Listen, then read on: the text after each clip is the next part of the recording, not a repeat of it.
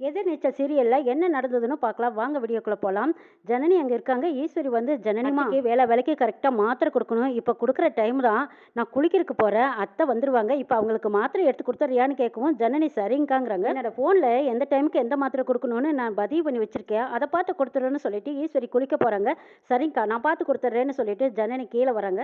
டிராவை திறந்து மாத்திரை எடுத்துட்டு இருக்காங்க. அங்க குணசேகரன், சக்தி, கதிர் இவங்க எல்லாரும் பேசிட்டு இருக்கும்போது ஜனனி அந்த மாத்திரையை கவனமா எடுத்து பார்த்துட்டு இருக்காங்க. ஈஸ்வரியோட போன்ல டிஸ்கிரிப்ஷன்ல போய் எடுத்து பார்த்துட்டு இருக்காங்க ஜனனி. இதை பார்த்துட்டு இருக்கிற குணசேகர் கேட்கறாங்க, ஆமா என்னம்மா என்ன தேடிட்டு இருக்கேன்னு கேட்கும்போது அத்தைக்கு மாத்திரை கொடுக்கணும், அதுதான் எந்த மாத்திரைன்னு பார்த்து எடுத்துக்கிட்டு இருக்கிறேங்கிறாங்க. என்ன டியூட்டி எல்லாம் மாறிடுச்சா? வழக்கமா பெரியக்கா ஈஸ்வரி அக்கா தானே செய்யும்னு கேட்கறாங்க கரிகாலன். டே பேசாம சும்மா இரு, யாரோ ஒருத்தர் அவங்க வேலையை கரெக்டா செஞ்சுட்டு இருக்காங்கல்ல, குறுக்க குறுக்க பேசிட்டுங்கிறாங்க குணசேகர். ஜனனியோட ஃப்ரெண்டு ஜனனிக்கு ஃபோன் பண்றாங்க. ஃபோன் நம்பர் பார்த்துட்டு சரி அத்தைக்கு மாத்திரை கொடுத்துட்டு அப்புறம் பேசிக்கலான்னு சைலண்ட்ல போட்டுட்டு ஜனனி மாத்திரை கொடுக்கறதுக்காக ரூமுக்கு போறாங்க. விசாலட்சுமி அம்மா ரொம்ப டயர்டா படுத்திருக்காங்க. அங்க ஜனனி வந்து எழுப்பி விடுறாங்க. அத்தை எழுந்திரிங்க, மாத்திரை சாப்பிடணுங்கிறாங்க. மாத்திரையா? எனக்கு மாத்திரை வேண்டாங்கிறாங்க விசாலாட்சி. அத்தை வேண்டான்னா எப்படி எப்படி குணமாகும்? நீங்க மாத்திரை சாப்பிட்டு தான் ஆகணும், சாப்பிடுங்கிறாங்க ஜனனி. ஐயோ வேண்டானா விடமாட்டியா? பல்லு கூட விளக்கல, நானும் பல்லு விளக்கிட்டு குளிச்சுட்டு அப்புறமா வந்து மாத்திரை போட்டுக்கிறேங்கிறாங்க விசாலாட்சி.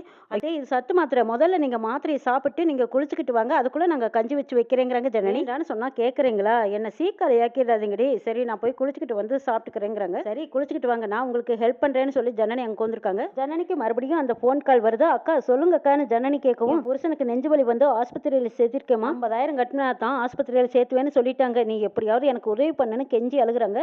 அக்கா இப்ப நீங்க எங்க இருக்கீங்கன்னு ஜனனி கேட்க, காசு புரட்டுறதுக்காக ரோடு ரோடா அலையிறமா, தெரிஞ்சவங்க வீட்டுக்கு வந்த அவங்க ஒரு காசு தரலன்ட்டாங்க, நீ எனக்கு ஏதாவது உதவி பண்ணுமான்னு அழுதுட்டு இருக்காங்க. அக்கா நீங்க அழுகாதீங்க, நீங்க சொல்ற இடம் எங்க வீட்டுக்கு பக்கத்துல தான் இருக்கு, நான் இப்பவே வரேன்க்கா அப்படின்னு சொல்லிட்டு அவங்க இருக்கிற இடத்துக்கு அவசரமா வேகமா போய்கிட்டு இருக்காங்க. வெளியில குணசேகர், கரிகாலன், சக்தி எல்லாரும் உட்காந்து பாத்துக்கிட்டே இருக்காங்க. என்ன சக்தி மாமா, தென்றல் புயலாகி போகுதே, என்ன விஷயம்னாவது தெரியுமா உங்களுக்கு? அது சரி, இந்த வீட்டுல என்ன நடந்தாலும் உங்களுக்கு கடைசியா தானே தெரியும், உங்களை கேட்டு என்ன பிரயோஜனம்னு கரிகாலன் சொல்றாங்க. டே நீ கொஞ்சம் பேசாம அமைதியா இருக்க மாட்டியா அப்படின்னு குணசேகரன் அதட்டனதும் கரிகாலன் அமைதியா இருக்காங்க. ஜனனி அவங்க ஃப்ரெண்டை பார்த்துட்டு திரும்பவும் வீட்டுக்குள்ள வர்றாங்க. வீட்டுக்குள்ள வரும்போது இங்க சரியான ஆர்ப்பாட்டமா இருக்கு. விசாலட்சுமி அம்மாவுக்கு உடம்பு சரியில்லைன்னு டாக்டர் வந்திருக்காங்க. டாக்டர் செக் பண்ணிட்டு இருக்காங்க. நந்தினி ரேணுகா கிட்ட சொல்றாங்க, இது கஞ்சி கொடுத்தா கூட குடிக்கவே மாட்டேன்னு பிடிவாதமா இருக்கு, என்ன பச்சை குழந்தையா வாத்து விடுறதுக்கு அப்படின்னு நந்தினி ரேணுகாவும் பேசிட்டு இருக்காங்க. அப்ப ஜனனி வந்ததும் என்னாச்சுன்னு கேக்குறாங்க. ஜனனி எங்க போனேன்னு நந்தினி கேட்க, ஆமா என்னாச்சுக்கா அப்படின்னு திருப்பி கேக்குறாங்க.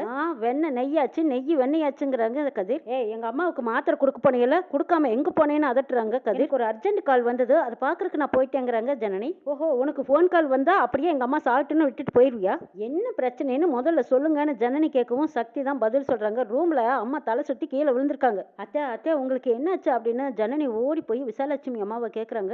உன் நடிப்பு வெங்காயத்தையெல்லாம் தூர போடு, செய்யறதெல்லாம் செஞ்சுட்டு ரொம்ப அக்கறையா வந்து விசாரிக்கிறியா, முதல்ல மாத்திரையை கொடுக்காம ஏன் போன அதை சொல்லு முதல்ல, அப்புறம் சாப்பிடுறேன்னு அத்தை சொன்னாங்க, அதனாலதான் நான் விட்டேங்கிறாங்க ஜனனி. அப்புறம் சாப்பிடணும்னா அதுக்காக நீ அப்படியே விட்டுருவியா? ஏமா அவங்க சொல்றாங்கன்னு நீங்க விடலாமா? இது பிரஷரை கண்ட்ரோல் பண்ற மாத்திரமா, ஒரு வேளை சாப்பிடலன்னா தொந்தரவு தான் கொடுக்குங்கிறாங்க டாக்டர். நல்ல வேலை டாக்டர் வந்தாரு, இல்லன்னா எங்க அம்மாவுக்கு என்ன ஆயிருக்குன்னு தெரியுமில்ல, மற்ற விஷயத்துல எல்லாம் விளக்கண்ண மாதிரி நீட்டி முழக்குவ, வாயை திறந்து பதில் சொல்லணும்னு கதிர் அதட்டிட்டு இருக்கும்போது, டே கதிரு பேசாம அமைதியா நிக்கணும். டாக்டர் சரியான நேரத்துக்கு வந்து எங்க அம்மாவை காப்பாத்திருக்கீங்க, கடவுள் உங்க ரூபத்துல எங்க அம்மாவை காப்பாற்ற வந்திருக்கீங்க, ரொம்ப நன்றி டாக்டர் எங்க அம்மாவை காப்பாத்தி கொடுத்ததுக்கு. சரி நாங்க பாத்துக்கிறோம், நீங்க கிளம்புங்கிறாங்க. கரிகாலா டாக்டர் அனுப்பிச்சு வச்சுட்டு வாங்குறாங்க. சரி மாமான்ட்டு போறாங்க கரிகாலன். சார் இனிமேலாவது அம்மாவை கவனமா பாத்துக்கோங்கன்னு டாக்டர் சொல்லிட்டாங்க இருந்து கிளம்புறாங்க. டே கதிரு தம்பி பொண்டாட்டிய வரம்பு மீறி பேசிட்டு இருக்கீடா, இதெல்லாம் தப்புடா, என்ன அம்மாவை இப்படி அனாமத்தா விட்டுட்டு போயிருக்கா, அவளை ஒன்றும் பேசக்கூடாதுன்னு சொல்றீங்களாங்கிறாங்க கதிர். டே இங்க பாருடா, அந்த புள்ள செஞ்சது தப்புன்னா அவன் புருஷன் கண்டிக்கிட்டோம், நீ ஒன்றும் பேசக்கூடாது. அண்ணே இவன் கேட்குற மாதிரி இருந்தா நான் எது கேட்க போறேங்கிறாங்க கதிர். தம்பி பொண்டாட்டியே நீ கேட்கறதெல்லாம் தப்புப்பா, இந்த பாருமா ஜனனி நீ செஞ்சது தப்பு, அம்மாவை தனியா விட்டுட்டு போயிருக்கூடாது,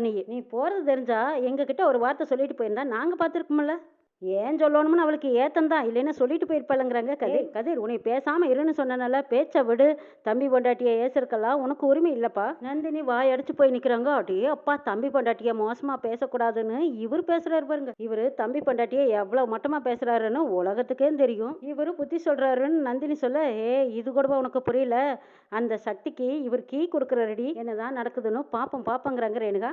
சக்தி இது வரைக்கும் அம்மா 2 தடவை சாவோட எல்லைக்கு போயிட்டு வந்திருக்குடா, பாத்துக்கப்பா, நீங்க எல்லாம் அம்மாவை நல்ல தாயா நினைக்கிறீங்களா இல்லையா? நான் அம்மாவை உயிரா நினைக்கிறேன்ப்பா. என்னோட சாமியாவும் நினைக்கிறேன்னு குணசேகர் சொல்லவும் சக்தி என்னடா பண்றது, என்ன பேசுறதுன்னு புரியாம ஜனனியை பாக்குறாங்க. ஜனனி, உனக்கு டேப்லெட் கொடுக்கறதுக்கு நேரம் இல்ல, விருப்பம் இல்லைன்னா நீ எதுக்காக மாடியிலேருந்து கீழே வர? என்கிட்ட சொல்லியிருந்தா கூட நான் கொடுத்துருப்பேன்ல எங்க அம்மாவுக்கு. இதை பாரு, நீ செய்யறது எதையும் நான் கேட்கலைங்கிறக்காக அதெல்லாம் அட்வான்ஸ் ஸ்டேஜ் எடுத்துக்காத. எனக்கு நியாயம்னு பட்டுதுன்னா அதெல்லாம் நான் கேட்பேன். ஒரு டேப்லெட் கூட எங்க அம்மாவுக்கு ஒழுங்கா கொடுக்க முடியாத உன்னால, ஒழுங்கா மாத்திரை கூட கொடுக்க முடியலன்னா எல்லாரும் முன்னாடிக்கும் எதுக்காக அந்த பொறுப்பை எடுத்துக்கிற மாதிரி நடிக்கணும்? உனக்கு விருப்பம் இல்லைன்னா விட்டுரு, அது எங்க அம்மா, நாங்க பாத்துக்கிறோம். ஜனனி எதுவும் பேசாம மாடி ஏறி போறாங்க. இதை பார்த்துட்டு இருந்த கரிகாலன் என்ன கேள்வி கேட்ட உடனே மாடி ஏறி போயிடுறாங்க. இதுவே டிஃபரன்ஸா வச்சுக்குவாங்க போல இருக்குங்கிறாங்க கரிகாலன். டே, டிஃபரன்ஸே இல்லாம நீ செருப்படி வாங்க போறடா கரிகாலா, நீ வேணா பாத்துக்கிட்டே இரு, தேவையில்லாம கோஷம் போட்டுக்கிட்டே இருக்கேன்னு சொல்லிட்டு போறாங்க நந்தினி. கரிகாலா, நீ கொஞ்சம் சும்மா இருக்கவே மாட்டியா அப்படின்னு விசாலாச்சி சொல்லிட்டு, ஐயா நான் கொஞ்சம் சாஞ்சுக்கிறேன், எனக்கு கைத்தாங்களா பிடிச்ச ரூமுக்கு கூட்டி போங்கிறாங்க. நான் கூட்டி போற வாங்கன்னு கரிகாலன் விசாலாச்சியை மெதுவா அவங்க ரூமுக்கு கூட்டிட்டு போறாங்க. நான் கதிருக்கு ஃபோன் பண்ணி, டே கதிரு, நான் கோயிலுக்கு வந்துட்டேன், பூசாரியை பார்த்துட்டேன், அவர்கிட்ட ஒரு வாட்டி பேசிட்டேன், இருந்தாலும் அண்ணனா அவர்கிட்ட ஒரு வாட்டி நேரில் பார்த்து பேச சொல்லிடலாம், நீங்களும் எல்லாம் கிளம்பி வாங்கன்னு ஞானம் கூப்பிட எனத்துக்குங்கிறாங்க கதிர். என்ன வாங்கணும் என்ன செய்யணும் அண்ணனை வச்சு ஒரு வாட்டி பேசிட்டா எல்லாம் சரியா இருக்கும்னு சொல்றாரு, நீங்க எல்லாரும் வந்துருங்கிறாங்க ஞானம். அண்ணே பூசாரி வந்துட்டாராமே, அவர்கிட்ட நீங்க ஒரு எட்டி நேரில் பார்த்து பேசிட்டா சரியா இருக்கும்னு அண்ணன் சொல்றாரு, நீங்க என்ன சொல்றீங்கன்னு கேட்குறாங்க கதிர்.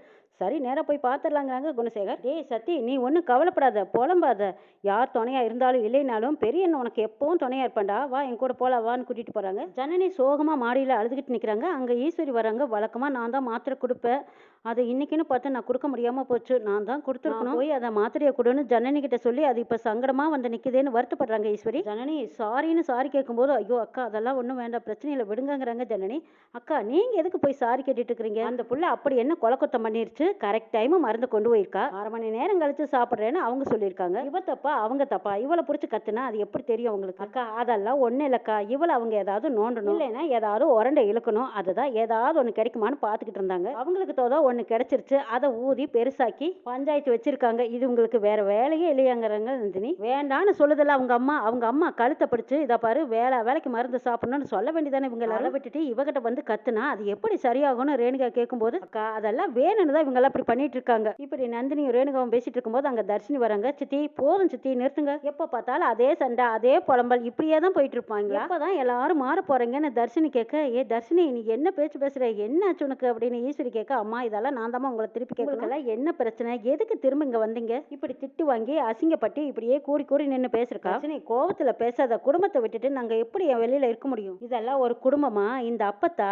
எவ்வளவு உங்களை எல்லாம் கேவலமா பேசும்போது பாத்துக்கிட்டு தானே இருந்தாங்க, நீங்க இப்ப திரும்ப வந்ததும் பாசமா பேசுறாங்களா, அதை நம்பி நீங்களும் இங்க செட்டில் ஆக முடிவு பண்ணிட்டீங்களா, இந்த வீட்டுக்கு பெரிய மனுஷன் அவரு, அமைதியா சைலண்டா இருக்கிறாருன்னு நினைச்சுக்கிட்டு நீங்க அவர் மாறிட்டாருன்னு நினைச்சிட்டு இருக்கிறீங்களா? இதை பார் தர்ஷினி, அவங்கள பத்தியெல்லாம் நாங்க யோசிக்கவே இல்லை, நாங்க திரும்பவும் இந்த வீட்டுக்கு வந்தது உங்களுக்காக தான், அவங்களை எல்லாம் விட்டுட்டு வெளியில போய் எங்களால நிம்மதியா இருக்க முடியல தர்ஷினி. சித்தி அதெல்லாம் நான் பாத்துக்கிறேன், ஏன் என் மேல உங்களுக்கு எல்லாம் நம்பிக்கை இல்லையா? அது இல்ல தங்கம், நீ அதுகளை பாத்துக்கிட்டு இருந்தா உன் வாழ்க்கை நீ எப்ப பாப்ப, அதெல்லாம் உனக்கு பழக்கம் இல்லைன்னு ரேணுகா கேக்குறாங்க. சித்தி இதெல்லாம் ஒரு எக்ஸ்கியூஸ் தானே, இவ்வளவு நாளா அவங்க என்ன கொஞ்சிக்கிட்டு இருந்தாங்க, நாங்க என்ன கூடவா இருந்தோம், நான் என்ன சேசிட்டியா, இப்ப கூட எக்ஸாம் முடிச்சுட்டு தானே வந்திருக்கேன், எல்லாரும் ஸ்ட்ராங்கா நிக்கிறது உங்களுக்காக தான் சித்தி, நீங்க எல்லாம் வெளியில போய் இண்டிபெண்டா இருக்க ஆரம்பிச்சிட்டா நாங்களும் உங்க கூடவே வந்துடலான்னு தான் எங்களோட பிளானா, இதெல்லாம் நடக்காது போல இருக்குது, இதெல்லாம் வேஸ்ட்ங்கிறாங்க தர்ஷினி. தர்ஷினி நீ உன்னோட பாயிண்ட் ஃபீல்ட்ல மட்டும்தான் நீ பேசுற, உங்க வாழ்க்கையெல்லாம் நல்லா இருக்கணும், நீங்க நினைச்சதெல்லாம் செய்யணும், அதுக்கு குறுக்க எது வந்தாலும் அதை தூக்கி எறிய தயாரா இருக்கணும், நாங்க அப்படி இல்ல, அப்படி இருக்கவும் முடியாது தர்ஷினி, நாங்க வளர்ந்த விதம் வேற, எங்களுக்குள்ள இருக்கிற வேல்யூஸ் வேற, எவ்வளவு பிரச்சனை வந்தாலும் எங்கனால இந்த குடும்பத்தை விட்டு கொடுக்க முடியாது தர்ஷினி, நான் எங்களை பத்தி மட்டும் பேசல, எங்க வயசுல இருக்கிற எல்லா பெண்களும் கண்டிஷனா வளர்ந்த எல்லாருக்காகவும் தான் நான் பேசிட்டு இருக்கேன், நம்ம நாட்டுல இருக்கிற 80% பெண்களும் கிட்டத்தட்ட இந்த மாதிரி தான் தர்ஷினி. அம்மா நீ பேசுறதெல்லாம் லாஜிக்கே இல்லை தெரியுமா, அவங்க எல்லாரும் உங்களை ஈஸியா தூக்கி போட்டு போவாங்களா, நீங்க குடும்பம் தான் முக்கியம் அவங்க தான் முக்கியம்னு இங்க கொண்டுட்டு இருப்பீங்களா, இதெல்லாம் கேட்குற மாதிரியே இல்லை, இது லாஜிக்கும் இல்லை அப்படி சொல்லிட்டு இருக்கும்போது தர்ஷன் மாடிப்படி ஏறி வராங்க. இவங்க எல்லாம் என்ன பேசுறாங்க நின்னு கேட்கறாரு. இல்ல தர்ஷினி எமோஷனலா போய் லாஜிக்காவெல்லாம் பார்க்க முடியாது கண்ணு, லாஜிக் வந்து மைண்ட் யோசிக்கிற விஷயம், அடி ஆழ மனசுல இருந்து நெஞ்சில இருந்து வர வேண்டிய விஷயம். சரிம்மா அப்ப புரிஞ்சு போச்சு, நீங்க பழையபடி கிச்சன் ஹவுஸ் அரஸ்டா தான் இருக்க போறீங்க. ஏய் தர்ஷினி அப்படியெல்லாம் இருக்க மாட்டோம், நாங்க திரும்ப இந்த வீட்டுக்குள்ள வந்ததுனால பழசெல்லாம் அப்படியே போட்டுட்டு இருக்கிறதா அடிமையா கிடக்கிறதா நினைச்சிடாது, நீங்களும் வந்து 2 நாள் ஆச்சுல, உங்களால வந்து என்ன செய்ய முடிஞ்சது, ஏதாச்சும் ஒண்ணு சொல்லி உங்களை டார்ச்சர் பண்ணிக்கிட்டு தானே சுத்தி இருக்காங்க, இன்னும் அப்படித்தான் பண்ண போறாங்க பாருங்கிறாங்க தர்ஷினி. ஐயோ அதுக்காக வேண்டியெல்லாம் நாங்க எல்லாம் இல்ல தர்ஷினியே இருந்து எப்படியாவது எங்க வேலையை விடாப்படியா நாங்க செய்யத்தான் போறாங்கிறாங்க ரேணுகா. விடமாட்டாங்க சித்தி, நீங்க வேணாலும் பாருங்கிறாங்க தர்ஷினி. இங்க பாரு தர்ஷினி, நாங்களும் வெளியில போய் நிறைய விஷயங்கள் பார்த்துட்டு தான் வந்திருக்கோம், முன்ன இருந்ததை விட நாங்க வேற மாதிரி யோசிப்போம் இப்பெல்லாம், இனி அவங்க யார் எங்களுக்கு பர்மிஷன் கொடுக்க, நாங்க தான் தர்ஷினி போனா போதுன்னு வந்திருக்கோம் இந்த வீட்டுக்கு, உங்களுக்கு இவங்களை பத்தி தெரியாதா, திரும்ப திரும்ப ப்ராப்ளத்தை கிரியேட் பண்ணிக்கிட்டே தான் அங்க சித்தி இருப்பாங்க. சொல்றாங்க. இதா பார் தர்ஷினி, நிச்சயமா இந்த தடவை இனிமே அழுதுகிட்டு இருக்க மாட்டோம். அவனே ஜெயிச்சு வருவோம், எங்களை நம்புங்கிறாங்க நந்தினி. அம்மா இதெல்லாம் சரி வராது, ஒத்து வராது. இவங்களுக்கு தான் ஃபேமிலின்னு ஒரு ரீசன் இருக்கு. ஆனா உனக்கு என்ன,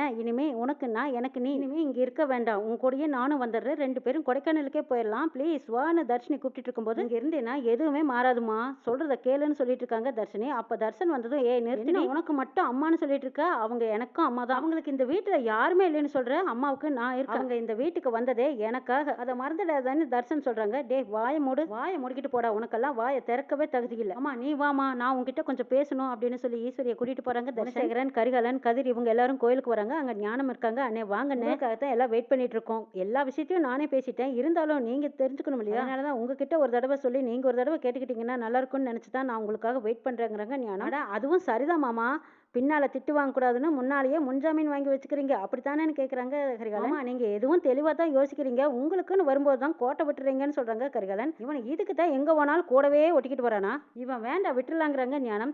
அட விடுப்பா, அவன் வந்துட்டு போறான், நம்ம போய் பூசாரியை பார்க்கலாம். குணசேகரன் பூசாரியை பார்க்குறாங்க. வாங்க வாங்க, ஜோசியர் எல்லா விவரத்தையும் சொல்லிட்டாங்க. நான் ஒரு கோயிலை சொல்லியிருக்கேன், அங்க வச்சு தான் பண்றது விசேஷங்க ஐயாங்கிறாங்க. அப்படியா, எந்த கோயில்? திண்டுக்கல் பக்கத்துல திருமலையாங்கோயில். ஆமா மாமா, நான் கூட பேப்பர்ல படிச்சிருக்கேன். எல்லாரும் அங்க போய் விதவிதமா பூஜையெல்லாம் பண்ணிட்டு அங்க நல்ல ஸ்ட்ராங்கான கோயில் தானுங்கிறாங்க கரிகாலன். ஓ அப்படியா, அதனால தாங்க அங்க போய் சிறப்பா பூஜையை பண்ணிடலாம், உங்களுக்கு 100 ஆயுசு. சிறப்பா பண்ணிடலாம்னு சொல்லும்போது கரிகாலன் சொல்றாங்க, அட இங்க பாருங்க, அப்பாரு அப்பத்தாலாம் எந்த பூஜையும் பண்ணாமையே 120 வருஷம் வாழ்ந்தாங்களாம். எங்க மாமா போன இடத்துல எல்லாம் எத்தனை பூஜை பண்றாரு, அவர் 150 வயசே தாண்டணும் பாருங்க. பேசாம இருடா, எதுவுமே அளவோட இருந்தா தான் மரியாதை. அந்த வேலை முடிஞ்சா போய்கிட்டே இருக்கணும்டா. ஊருக்கும் வீட்டுக்கும் பாரமா கோந்திருக்கிறது காலத்தோட குடும்பப்பா. நல்ல விஷயத்த பேச வந்திருக்கோம், நீங்க ஆரோக்கியமா நீண்ட ஆயுளோட இருக்கணும். வேணாலும் பாருங்க, நீங்க சௌக்கியமா இருப்பீங்க. பூஜைக்கு தேவையான சாமானம் எல்லாம் நான் அனுப்பி வச்சிருக்கேங்க ஐயா. தேவையான பொருளெல்லாம் வாங்கிட்டு வந்து வச்சிருங்க, நல்ல நாள் பார்த்து அமோகமா பூஜை பண்ணிடலாம். எங்களுக்கு அந்த விவரம் எல்லாம் தெரியாது, நீங்களே எல்லாத்தையும் பார்த்து வாங்கிருங்கன்னு சொல்றாங்க. பொருள் தேவையோ அதெல்லாம் நீங்க வாங்கி பூஜையை நிறைவா செஞ்சிடுங்க. மொத்த ஆவர செலவு பூரா உங்களுக்கு நாங்க பணத்தை கொடுத்துட்றோங்க. ஐயா என்னையவே பார்க்க சொல்லிட்டீங்க, நான் மொத்த ஆவர செலவு பூரா வாங்கிட்டு வந்துடுறேன், பில்லையும் உங்ககிட்டயே கொடுத்துட்றேன், பணத்தையும் அனுப்பிடுங்க. அப்புறம் ஒரு முக்கியமான விஷயம், நீங்க பிறந்த நட்சத்திரத்துல பண்றதாங்க சிறப்பு, அந்த அன்னைக்கு பண்றதுதான் நல்லதுன்னு ஞானம் சொல்லவும், இங்க பாருங்க ஜென்ஸ் எல்லாம் பேசி முடிவெடுக்க முடியாது, வீட்டுக்கார அம்மா கிட்ட பேசி முடிவெடுங்க. அவங்களுக்குன்னு சில லேடிஸ் பிரச்சனை எல்லாம் இருக்கும்ல, அதை அனுசரிச்சு தாங்க நாம பூசை பண்ண முடியும். எங்க வீட்டுல லேடிஸே பிரச்சனை தானுங்கிறாங்க கரிகாலன். அது எல்லா வீட்லயும் இருக்கிறதுக்காக உங்க வீட்டு லேடிஸ் இல்லாம எல்லாம் இந்த பூஜை காரியங்கள் பண்ண முடியாதுங்க. ஒரு ஆணுக்கு மனைவி உத்தரவு கொடுத்தா மட்டும்தான் யாகமே பண்ண முடியும். நம்ம சம்பிரதாயம் என்னன்னா, பெண்கள் இல்லாம ஆண்கள் நெருப்ப பத்த வைக்கிற அதிகாரம் இல்லவே இல்லை. ஆமா, அவங்களுக்கு பசங்க இருக்காங்களா? மூத்த பையன், 2வது பொண்ணு, 2 வேற வேற தான். பசங்க கூட முக்கியம் இல்ல, முக்கியமா மனைவி தான் முக்கியம். அப்பதான் அந்த பூஜை பூர்த்தி ஆகும். அப்போ மனைவி இல்லாம இதெல்லாம் பண்ண முடியாதான்னு கரிகாலன் கேட்க, பண்ண முடியாதுன்னு சொல்லிடுறாங்க. மாமா என்ன முடிவு பண்ண போறாரு அப்படின்னு கரிகாலன் குணசேகரை பாக்குறாங்க. என்ன நடக்குது நாளை பார்க்கலாம்.